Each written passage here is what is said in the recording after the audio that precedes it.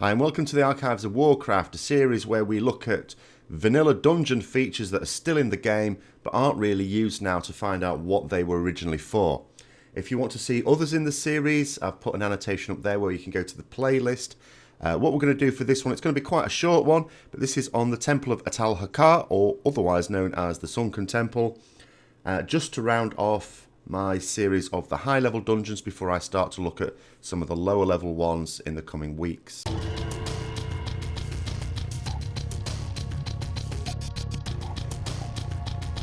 Now the story of the Sunken Temple is still in game, but just to make sense of some of the bits that they've removed that I'll talk about, I'll just quickly go over it.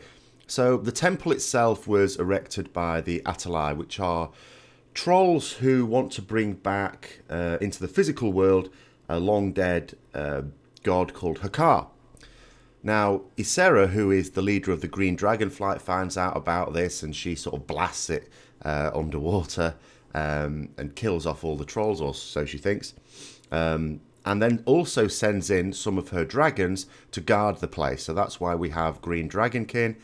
It includes her primary consort, Aranicus, and obviously they're not very friendly when we go in, but that's because they've been corrupted. The Atal'Hakkar, the supporters of Hakkar, have gone in and they've twisted them basically, and they had a small amount of Hakkari blood which they've pumped into these dragons, and obviously into most of it into Aranicus himself, with the intention of trying to develop much more blood.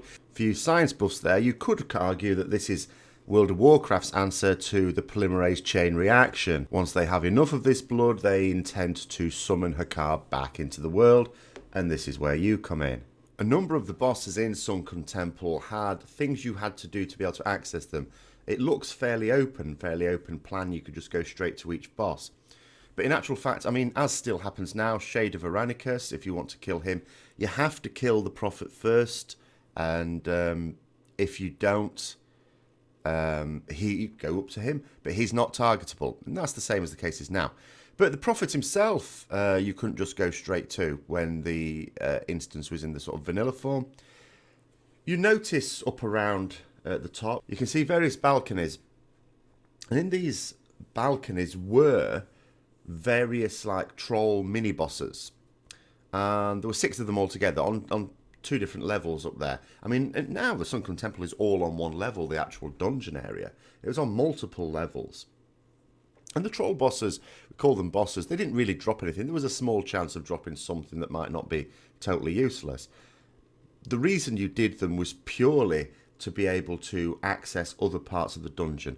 There was a force field around the Prophet, Jamalan, the Prophet, and you had to kill all these troll mini-bosses to be able to access him. There was also an area right at the bottom, sort of in the basement. Now, if you look into the main area of the Sunken Temple that we can now access, and there's a grate in the middle of the room, and you look down there and you can see, it sort of looks, oh, they've done this very detailed. I mean, we can see some steps there. There's definite scenery down there, and it looks like someone's gone to a lot of trouble for an area we can't even access. Well, we can't access it now, but we could at the time, because this was also the location of a boss. You would go down to this boss, it was involved in a couple of quests, drop some nice items as well.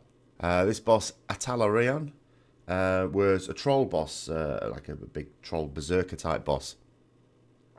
Not the most difficult of bosses, and it wasn't always one that you did. He wasn't a gate himself for other areas. However, you did have to be a little bit careful, because when the 2 dragons or drakes, or whatever you want to call them, spawned in here in the middle, the grate would be open, and they could do a bit of a knockback, and if you weren't very careful, you could easily get knocked into that grate and down there, which was bad enough at the best of times.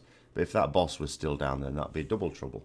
Now, when you want to take on the avatar of Hakkar, you just click on this little pile here, and it summons him in, and there's nothing else to it. There's no ads in the fight, no great complexity to it at all. At the time, you wouldn't actually be able to summon this boss just by going into the instance. You needed an item, the Egg of Hakkar, I think it was. It was certainly an egg of some description that came as a result of a fairly involved quest chain that started off in Feralus. which a lot of people wouldn't have. But you only needed one person in the group that had this. And even then, it wasn't just a case of using this item and the boss would just spawn in. Adds called Bloodkeepers would spawn in. And you would have to kill them and loot them for their blood. And then you see in the corners of these rooms here, these different braziers, different coloured lights coming off them. They look just like part of decoration. That's what they are now. But what you actually had to do was use the blood from these ads to douse them in turn. So you'd have to douse all 4 and then the avatar of Hakkar would spawn in. When level 50 quests were sort of brought in for various classes in vanilla, Sunken Temple was the location for some of these, particularly the mage. I remember you needing to kill Morphaz, one of the drakes, just before the Shade of Aranicus. Of course, now the level 50 quests have been changed. We still get those at that level, but they all seem to be located within Blackrock Depths these days. Sunken Temple itself was very much, I mean, I call this a high-level dungeon. It's all, I mean, level 50. But you could still find some challenge there as a level 60. Unless, of course, you're in raid gear. But that took a long time to acquire. But it was mostly quest-driven. There were so many quests for this dungeon. And some of them were fairly long chains as well. That you would often find a lot of people wanting to do the dungeon. So there was no problem getting in. And there were some nice items. And some of the bosses had an extremely small chance to drop epic items, which would, of course, be really good even at level cap, especially when you're in dungeon gear. And finally, the last thing I'll talk about is actually the complete opposite of what this series is about. I mean, this series is all about things that are still in these dungeons that don't mean anything now, but did then. Now I'm going to talk about something that isn't there. And this is really weird because you look at Sunken Temple, it seems to be reasonably unique. I say reasonably unique because someone will probably point out another dungeon where this is also true. But I can't think of one offhand. There are some dungeons that are architecturally the same. They've just changed the various quests. So there's certain features that just don't work. Blackrock Depths is a good example of this. There are some dungeons that have been completely redone. And you can sort of see nods to the old dungeon that is there purely for the people who played at the time, such as Scholarman's. This dungeon, it's sort of like it's left alone, but they have brought forward the instance entrance. You can't access the upper levels where the troll mini bosses were. You can't access the lower basement area where the big troll boss was. But in all other respects, this particular level remains exactly the same. You sort of look around it, yes, it looks the same. But there's one feature that has been removed, which is really weird.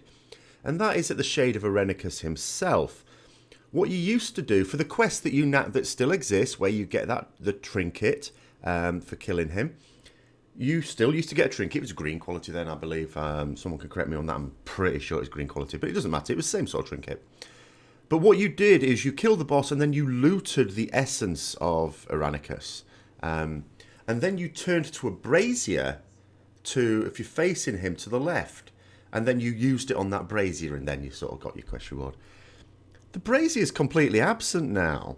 And I can sort of understand, okay, it's now just a really simple thing. You go to the green dragon in sort of elf form at the start of the dungeon, who was an NPC at the time. In fact, you can still see him outside the instance. He still has the same quest as he did then.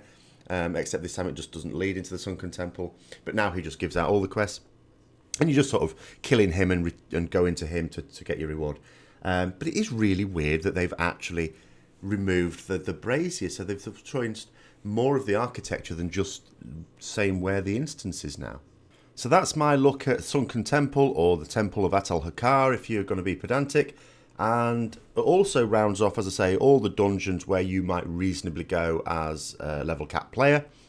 There are a few more dungeons I want to do that are lower level. I'm not going to do all the dungeons by all means, but certainly there are a few more that I still want to do in the next few weeks. So I hope you've enjoyed this. If you did, don't forget to like, comment and subscribe and share it with people who also might enjoy it. And until next time, I'll see you later.